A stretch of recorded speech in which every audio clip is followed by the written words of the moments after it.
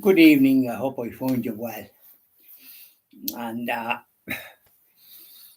kind of a peculiar day, rain and sunshine, and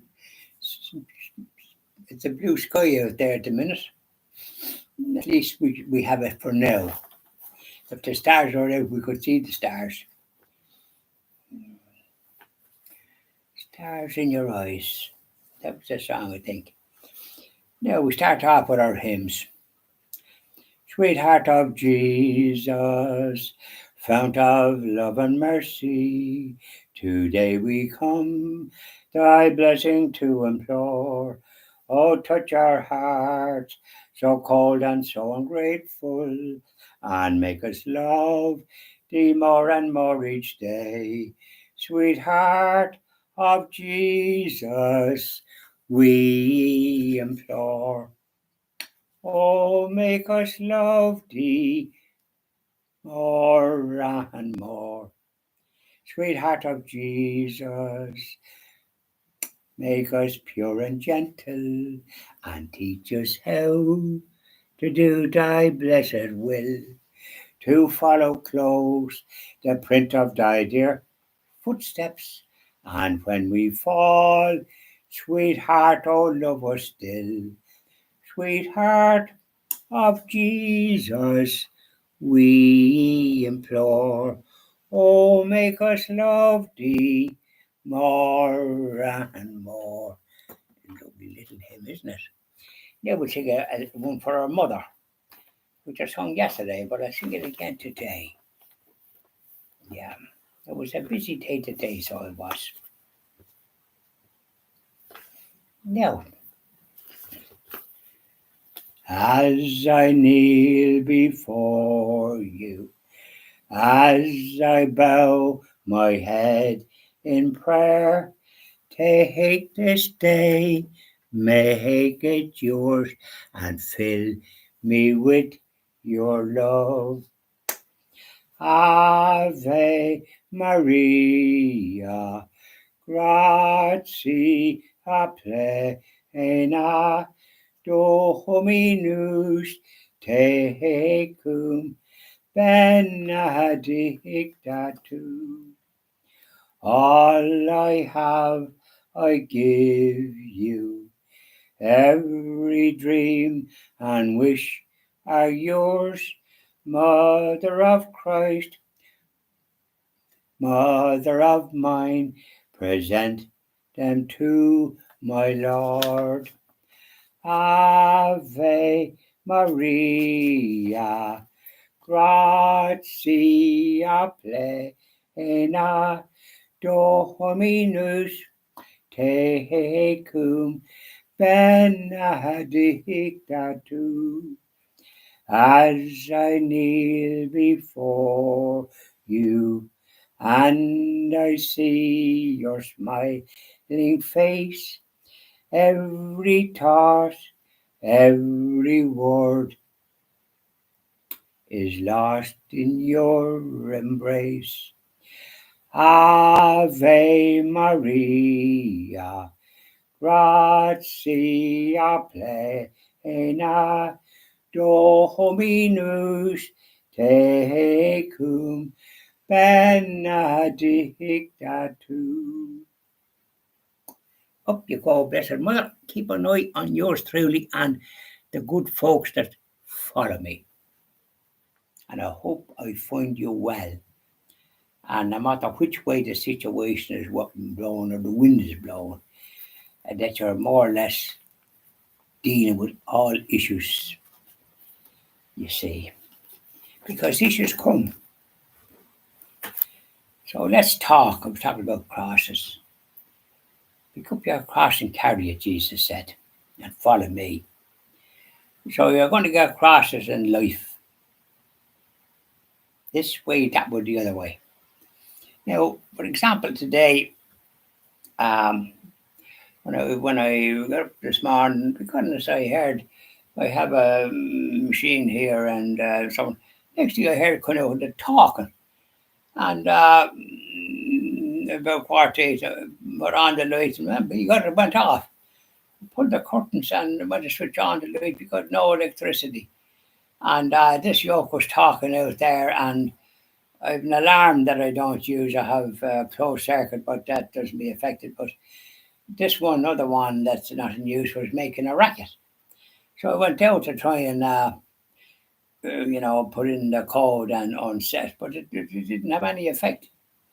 And the yoke yapping there, so I have a gas cooker outside in the sun house that I was stuck. I can use that. So, but then the next thing is the voice here.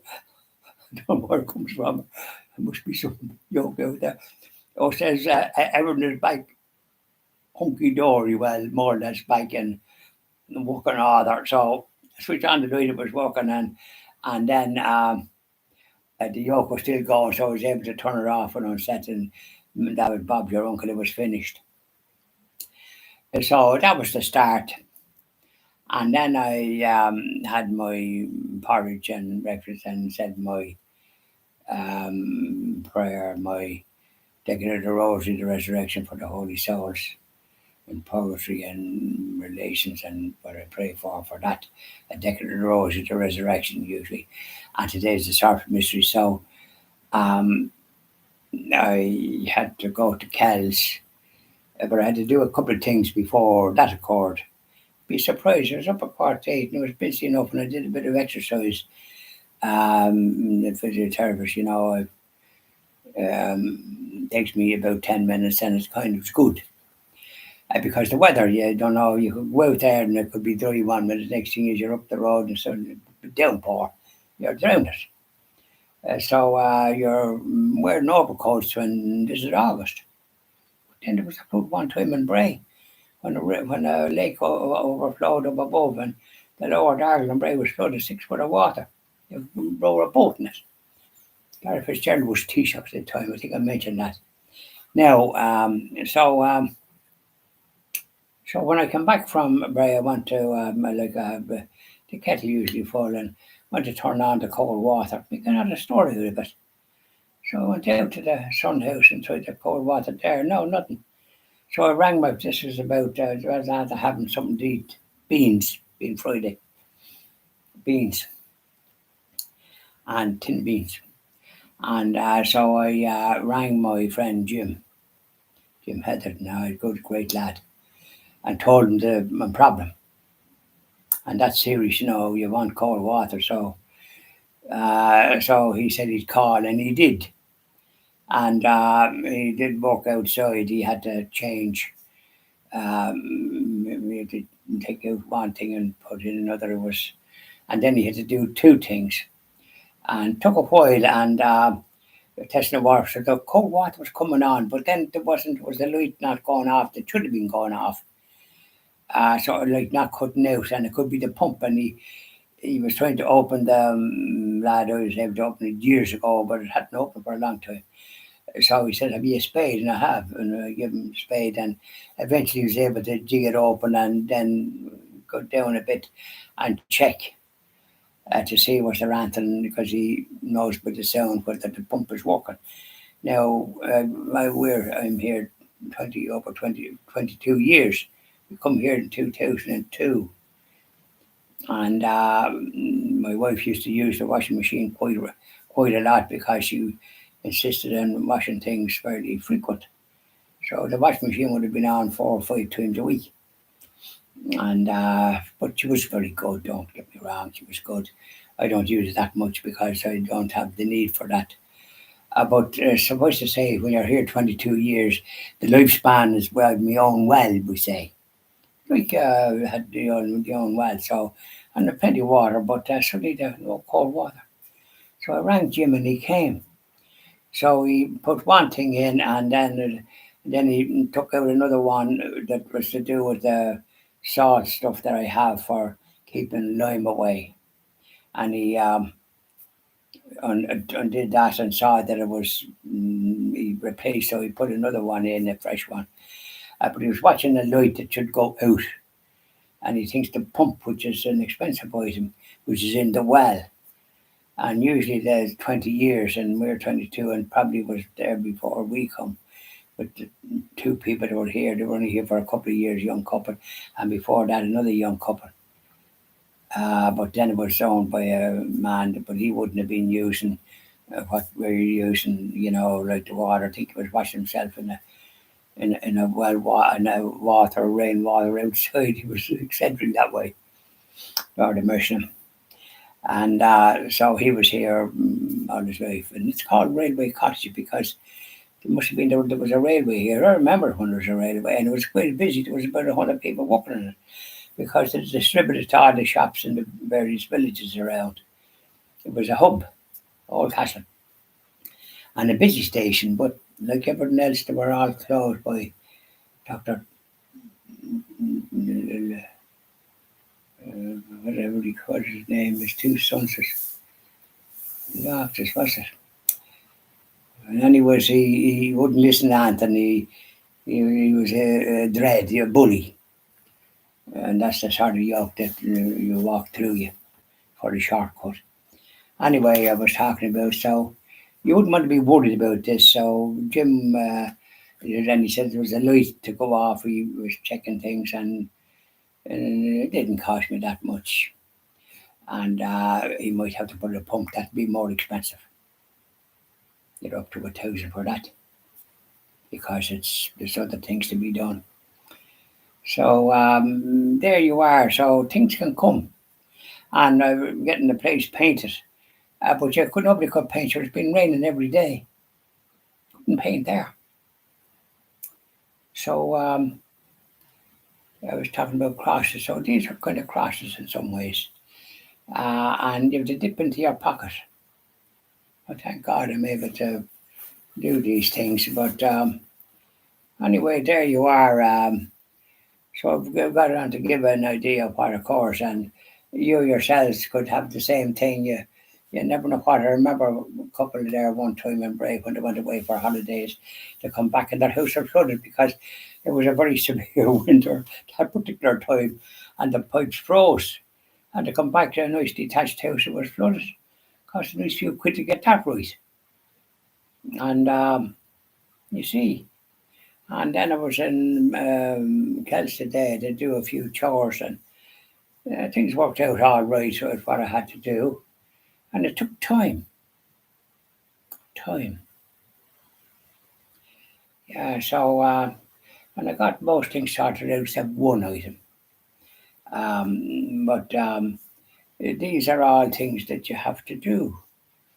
And Friday, but I got them done, thanks be to God. And I wasn't back until about 2:30 when I had to buy these. And then this one is from the water, but I rang my good friend Jim Heatherton, and he's a great lad, and he came, and honest to goodness, he must have been well over an hour and a half out there. He did a great job, thanks be to God. So there you are. That's a little yap about what's going on, and he left good pliers here when he was here before. He was doing something with a washing machine outside, and he got it right too. Um, Look, he's just a great gift, and I had it here. So he said he was missing something else. He must have left. So you probably left it somewhere else. But it'll appear when you're going to wherever you're going. Because I've had this here for a good while, and I don't think you were here since. But it doesn't matter. He was here doing something with the washing machine. He was out in the sun. He was out in the shed part of it. So when it's working, I don't have to hear anything. If you're in the house, it's rattling away there. And I remember one time when I was in an apartment, the people next door or upstairs, were, because if they didn't put on their washing machine in the middle of the bloody night, and you'd be affected by it. The rattle of it. I remember saying to them one time, what's the idea? You must be talking to the wall. Thick as double ditches, those type. Young professionals think they can do what they like. Anyway, these are the little crosses that you come across, and you deal with them as best you can. So we leave it at that, and then I'll do evening prayer to our Blessed Mother. Bye now.